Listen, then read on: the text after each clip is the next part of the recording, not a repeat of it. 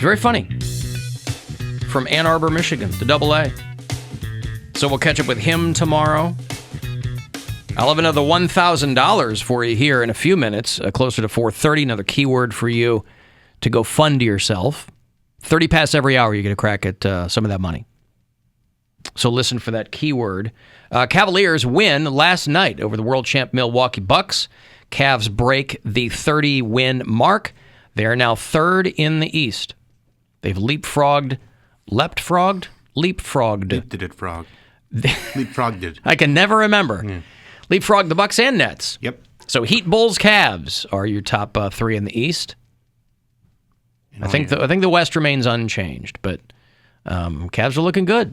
Yeah. So it was a decisive good win. There you go. Thank you. That was the word. It was a statement game, is what they like to call those. Decisive win, because that's the Milwaukee's defending champs. Yep. They're coming into your house, and you say, not only are we going to beat you, we're going to beat you bad. Mm-hmm. To the point where Giannis is like, we suck tonight. I'm just going to eat some chicken wings. That's right.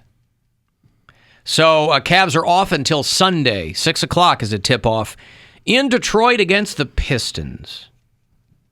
And then Cavs will be back here at home to play the Pelicans. Is Zion Williamson playing? No, not yet. He's teasing a return soon, but... Is he a bust? He hasn't really played enough to really know. But they always say he's getting fat. Yeah, but that was kind of over-reported. Okay. He put on some weight, but then he lost it pretty quick. All right.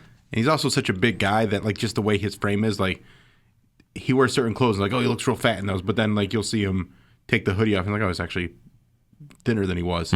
So I think that stuff's over-reported. I think his main problem is just being able to stay healthy. I think he's a good player, but if he can't play, then what's the point? Sure. So, Cavs Pistons, Sunday here in MMS at 6 o'clock. 5:30 is when that pregame coverage will get going. Hey, Fat Andy. What's up, Alan? How are you, man? I'm awesome. How are you? Hanging in. Right on. So, a couple years ago, I moved to Florida like an idiot. And when I was down there, it was a polar vortex. Remember that? I do remember the polar vortex. 12. Yeah. Yeah. So, all that cold air was getting sucked down into Florida. And once again, it's happening now, but it happened when I was there. The iguanas were falling down out of the trees because they lose their stuff when they get cold, man. Are you still in Florida? No. Okay. I'm in Cleveland. Okay, gotcha. Why did you go down there? Just because change of scenery? I was chasing a girl. Yeah. For the wrong reason. But did you catch her? Everybody knows. Yeah. So anyway, dude's driving around in his station wagon, and he's picking up all the frozen iguanas and putting them in the back seat and in the back of the station wagon. And I heard this story on the way to work when I was down there. I guess he had the heat on, and they all came back to life and swarmed on him, and he flew off the freeway into the swamp area down there. Really? I laughed really hard at that. That's just an excellent mental picture. That's just the Florida man story all the way. Right. Yes, it is. Wait, I wonder if he was going to eat them. Iguanas are probably good eating. I don't know. I don't Maybe either. He's taking them to the iguana spot where he takes frozen iguanas. I don't know. Right. Yeah. Do you eat them? Are they tasty? Yeah, you can eat iguana. Long enough. I mean, that's almost. But I did go to the monster trucks when I was down there, and that's like the coming of Jesus in Orlando. They had alligators on the grill, snakes, all kinds of stuff. Yeah, it's good eating. A lot of it. Yeah, I mean, I didn't try it, though. All right. Thank you, Andy. Welcome back. You're welcome. All right, there's Fat Andy, who followed a girl to Florida, and now he was dealing with a winter vortex then and dealing with a winter vortex now. Winter vortex. The sun has put in its 2 weeks' notice. It's there, but it's not working. Boy, it really is. It really is the Great Resignation, isn't it? Everybody's quitting their jobs. Would have been nice if whoever recorded those called it the polar vortex. Polar vortex would have been preferable. Yeah, well. Nevertheless. It was our first The winter vortex. You've never seen shrinkage like this. People know what you're talking about when you say winter vortex, I think.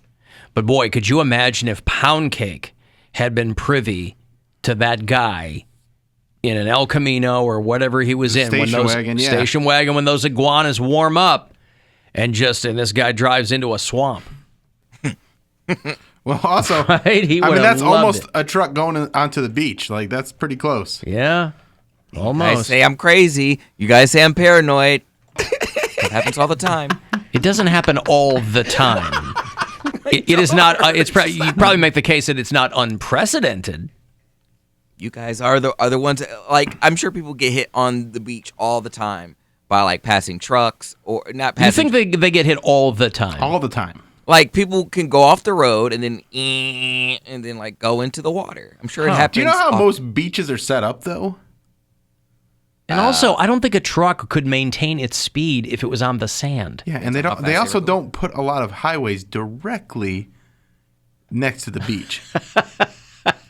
The highways and byways of America. Like, even if it's like a runaway truck, it's going to be on like a residential or like city street going 25, 35. Well, the truck was flooring it and it made it to the beach and it hit somebody. And you need a lot of certain, factors for it to work out the way you want it to work out. The way I want it to work out. And so you're right, because you want to be right.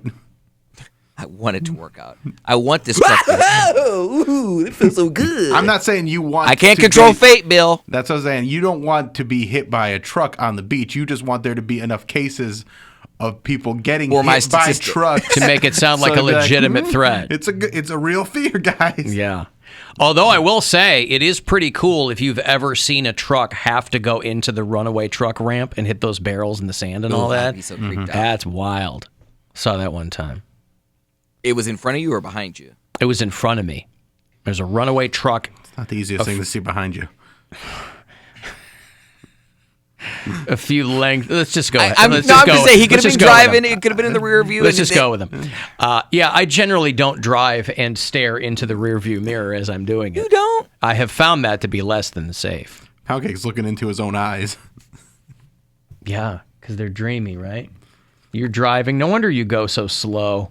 I drive on the road. It's so that you can look at yourself in the rear view mirror, and so is your. I do. I drive with driving. So much conviction. Oh, you really do. You drive with conviction. Yeah. Yeah. Well, let's hope not. Hey, let me give you some money here. It's $1,000, as promised. A chance for you to go fund yourself. Listen to the keyword here. Somebody gets a grand. I hope it's you. Good luck. The Buzzard wants you to go fund yourself and score $1,000. Enter the nationwide keyword PAY at WMMS.com. That's PAY. Enter it now at WMMS.com. And good luck from Buzzard Radio. Another case of one of these college play-by-play announcers who couldn't keep it in his pants, figuratively speaking, and lost his job because of it. Did you hear this clip? This dude? No. This is a guy named Mark Martello, who was the play-by-play announcer for Montana State basketball. This is women's basketball. And they were playing Portland.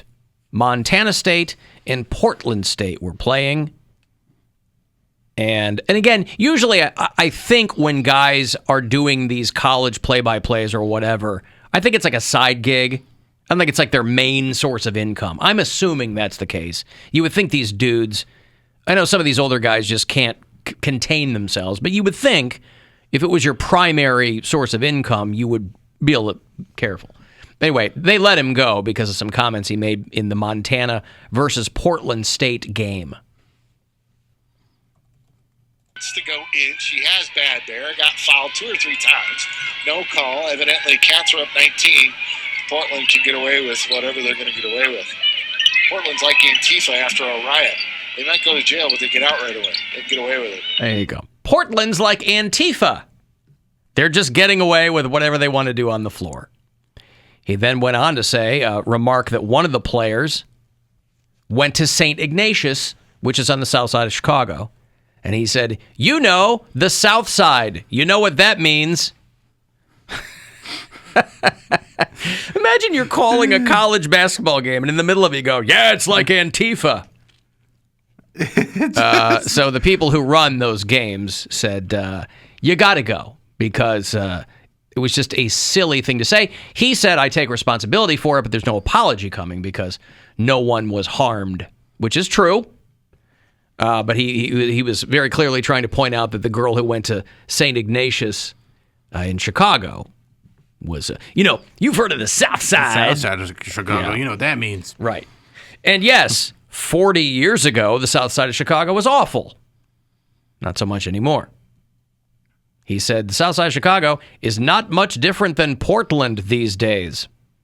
I guess was the point he was trying to make. So anyway, another one of these dudes who, a complete non sequitur in the middle of, and I get, these guys are trying to, but if you're working speak extemporaneously, but that's what's rattling around in his head during a women's college basketball game. If this was on a network or something, because a lot of these different divisions have their own TV networks. Yeah. I mean, he probably wasn't just doing like a game here and there. He's probably doing like the whole season. It's probably a pretty regular gig. It's probably a pretty lucrative gig.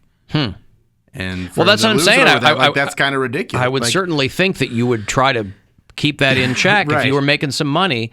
The sports radio production company that represents Montana State University let him go. The company that he was working for let him go. It is kind of a throwback to when you'd watch SportsCenter like all morning, and they would have their quick little quips, little references they'd sneak in here and there. But it was always in like good fun, not something like, oh, they're getting away with everything, just like Antifa. Just like Antifa. I'm dreaming of Antifa. Yeah, he ended up losing the gig because I guess the people in charge saw a local sports writer tweet the guy's comments, and they saw the tweets.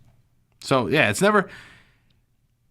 never someone that was watching the game, because I mean, who was watching the game? Yeah, I don't know.